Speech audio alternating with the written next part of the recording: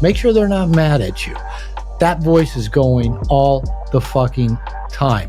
But because the nice guy, the inauthentic person, is so used to it, it just seems normal. It seems like your constant companion.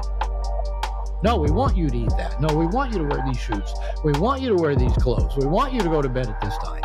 And because the child doesn't want or desire that, we call that terrible.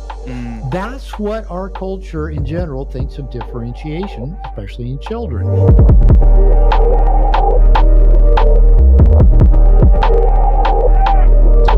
I am curious how someone can identify if they are living for approval currently rather than authenticity. How would they be able to identify that? By listening to what I call the lie coach in their head. That coach in there that coaches them on everything they do and everything they say. Say it that way, or leave that part out. Don't bring that up. Oh, they kind of frowned when you said that. Backtrack on that. They're not smiling. They look unhappy. See if you can cheer them up. See if you can get them in a better mood. Make sure they're not mad at you. That voice is going all the fucking time. But because the nice guy, the inauthentic person, is so used to it, like I was for about 35 years of my life till I learned to start listening to it, it just seems normal. It seems like your constant companion. It's just kind of like, that big brother at your side always telling you how to manage every situation, except that big brother at your side, its main goal is not piss anybody off. Don't upset anybody. Don't rock the boat. Don't get in trouble. Don't get anybody mad at you. Don't get rejected. Don't look foolish. It's just that constant managing of the situations outside of you. Yeah. Is it ever appropriate to be the nice guy? Well, that's a good question. Like when I wrote a book called No More Mr. Nice Guy, the title itself is a little bit of an attention getter because, we probably all said, no more Mr. Nice Guy. I'm not taking it anymore. We've all said that. But when you look at, a book cover says no more Mr. Nice Guy, you think, why would somebody write a book teaching men to be not nice? We already have enough not nice guys out there. And of course, the title is meant to get your attention, as a good title is. And I don't teach men to be not nice. What I teach men is to be authentic. I'm glad you already introduced that term to us, to be integrated men, as I call them in the book, to help men to begin, instead of licking their finger and holding it up, see which way the wind is blowing, begin to ask themselves, what do I want? What's important to me? What's true? What's real? And make themselves a priority and have boundaries and ask for what they want and surround themselves with people who want to help them get what they want and get their needs met. So I'm not teaching men to not be nice. I'm teaching men, as you say, to be authentic, to be a what you see, what you get kind of person. People know if you say something, that's the way it is. Yeah. People know if you project something, that's who you really are. Nothing hidden, nothing half-assed. You are what you say you are. The way you live is the way you are. Nothing's hidden back there in the shadows. And that's the kind of person that people are actually really attracted to and want to get close to and like to have around because they're authentic. You can depend on them. You know what they're about. And even if they don't agree with you on everything, even if they rock the boat, even if they say no, even if they set a boundary, you at least know you can fucking trust them for who they are. One thing that I personally experienced, I'm sure maybe you have, other people that listen to this show, is we pursued desires that we were conditioned to believe were our own. Yeah. Right. So like, how would you suggest someone strip that away, or maybe even identify like, hey, that career you pursued, the woman you're pursuing, the man you're pursuing, whoever it may be, like, how do we get clear on what it is that we actually want at our core, and not just mom wanted this for us, dad wanted this for us, whoever wanted these things for us? That's a good question. I wrote a book about that. It's called No More Mr. Nice Guy. That's all in the book. I'll share a couple of psychological terms called fusion and differentiation. Mm-hmm. Fusion is something that happens in most emotional systems. Now, that could be culture, could be religion, can be family, can be a relationship, boyfriend, girlfriend, husband, wife, best friend. Emotional fusion is something that began in our species eons ago. Now, there was, if you think about in terms of like a pack animal, a herd animal, a tribe animal, animals that have that kind of emotional bond and interdependency on others would flock together. And we would, all animals, say we're tribe animals, we would sacrifice something of ourselves for the well-being of the tribe. Because if the tribe was stronger and safer and more solid, it increased the odds of us surviving. Okay, so this is actually something that happens across the board with animals, whether it be birds, whether it be a pack of dogs, whether if by you sharing or sacrificing a little bit so everybody else eats, everybody else is safe or strong, you have a higher likelihood of surviving and passing on your DNA. That's what every living creature is built to do: survive, pass on their DNA. So what happened for many eons, physically, we survived that way.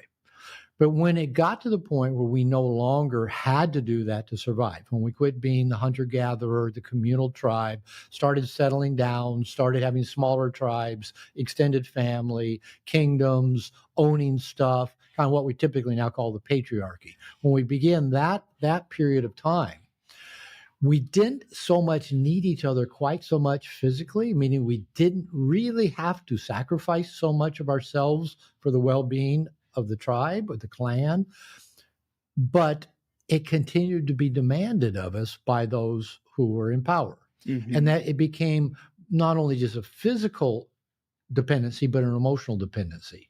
So it's like, if you're a part of this clan, this family, this tribe, this religion, you think like we think, you believe like we believe, you worship the same God we worship, you follow the rules of our community.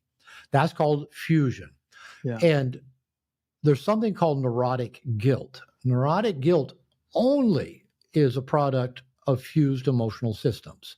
Is different than healthy guilt, in that healthy guilt is what you should feel when you violate your moral code, when you violate your standards. If you believe it's wrong to lie, it's wrong to hurt powerless people, and you lie to somebody or you hurt a powerless person or an animal, you should feel guilty and you should change your ways, make amends, do whatever you need to do. Neurotic guilt, on the other hand, is when you feel the same kind of guilt when you haven't broken your moral code, but maybe you've broken the rules of some emotional system that you're a part of. Your family, your religion, your community. This is really prominent in Asian cultures, and it's been still very prominent in Western culture as well. And my kind of definition, working definition of fusion is: you belong to us, therefore you should. Wow. You're our son. Therefore, you should, you should worship the same God we worship. You're our daughter. Therefore, you should go to the college we think you should go to. You should marry who we think you should marry. You should vote for who we vote for. You're my son. You should call me every Sunday, even though I bore you to tears. You're my son. You should take over the family business, even though you hate it. And then we even bring that into our intimate relationships. You're my girlfriend, therefore you should or you shouldn't, or you're my boyfriend. So, as a marriage therapist, often men say, well, you're my wife. You should want to have sex with me every time I want to. And the woman's going, you're my husband. You should want to listen to me talk about every dramatic story I've got with my girlfriend that pisses me off. You should want to listen, right? Because you should, because you belong to me. Right. That's emotional fusion. And it is so wired into our species, we don't even know it exists. We don't even know I'm calling my mother because I know I'm going to get guilted, not only by her, but maybe by my siblings, that say, you're making mom cry when you don't call her every Sunday. Yeah. Or, you're giving dad a heart attack by blah, blah, blah, fill in the blank. So there's this group pressure, both the group pressure, change back messages to fall back in line, anxiety or neurotic guilt between our ears to say, oh, I'm going to get in trouble, or I'm going to go to hell, or I'm going to, if mom dies, I'll blame myself. So we stay that emotionally attached. And typically what tends to happen, children growing up in emotional systems, family, parents, religion, community, is that we do one of two things. We either go underground and hide our wants and our needs and ask for forgiveness rather than permission and just pretend like we don't have those wants and needs. I see a lot of nice guys do that. And so everything's underground. That's why a lot of the nice guys look at porn. You can't trust them, secretive. Or the other thing a child will do is just push back, do the opposite. It's called oppositional defiance. Cut off my nose to spite my face. You say, I'm going to go to college and get a good education, but I'm tired of you being in control. I'm going to drop out of high school at 14. The daughter that says, you demand that I be sexually pure, so I'm going to, fuck every loser 25-year-old in the neighborhood. So that's a pushback. Yeah. Now, in a healthy system, healthy adults practice what's called differentiation. That's in a sense 180 degrees from the fusion. The fusion is you go along to get along or you push back. Neither one is healthy. Differentiation is the ability to ask yourself, what do you want? What's important to you? What's right? What will make you happy? What's your truth? Now, that is advanced living, 3.0, 4.05. It's grad school, postdoctorate way of living. Most of us just live, what we got conditioned to live, and either just keep hiding, going underground, or pushing back, being oppositionally defiant. Neither one serves us. Neither one of those is us being authentic to our true selves. And so that's the challenge in culture. And it's really curious to me that I think this I'm trained as a marriage therapist, and I think is such an essential dynamic to have a healthy, happy relationship, that you have two differentiated adults who choose to be together because they want to be, not because, oh, now you committed for life, or you have to be here, or you have to only look at me, you can't look at other women, or you can't do this. No, it's two adults who choose to be together because they want to be, living life on their terms, and the other one likes the way they live their life, so they want to be with them. And this one likes the way they live their life, so they want to be with them. But it's not like I'm trying to control you, suppress you, manage you, get you to do it my way, get you to stop doing whatever you're doing. Is differentiation. And so that's what, I've worked with couples, is what I preach to the men I work with, is that we have to be able to ask ourselves, what do I want? What would make me happy? And if those kind of questions make you anxious, you're probably infused emotional systems because you've never been taught to ask yourself that question. Now, I'll give you a quick illustration, and I'll bounce it back to you. Here's what culture in general thinks about differentiated individuals. A developmental stage that every child goes through worldwide is that as our brain and motor skills develop in infancy and childhood. Around 24 months of age, a young child begins to distinguish between self and other, self and mother. They get verbal skills. They get some motor skills. They can scoot around. They can walk. And they start doing things like saying no, myself, throwing tantrums, doing the opposite of what the parents want.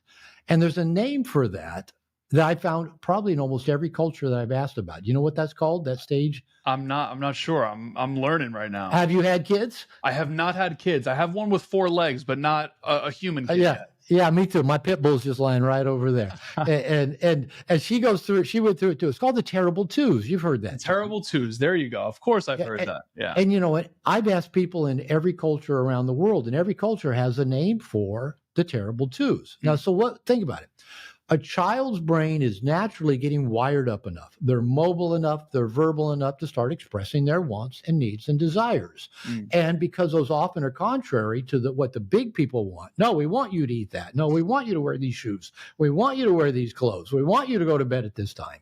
And because the child doesn't want or desire that, we call that terrible. That's what our culture in general thinks of differentiation, especially in children. But even as we get to be adults, I don't know what your relationship's like with your parents, but my guess is they probably still have certain expectations of you. Of course. That you either just kind of hide certain things about them, or maybe just do the opposite. My guess is probably more hiding than doing the opposite.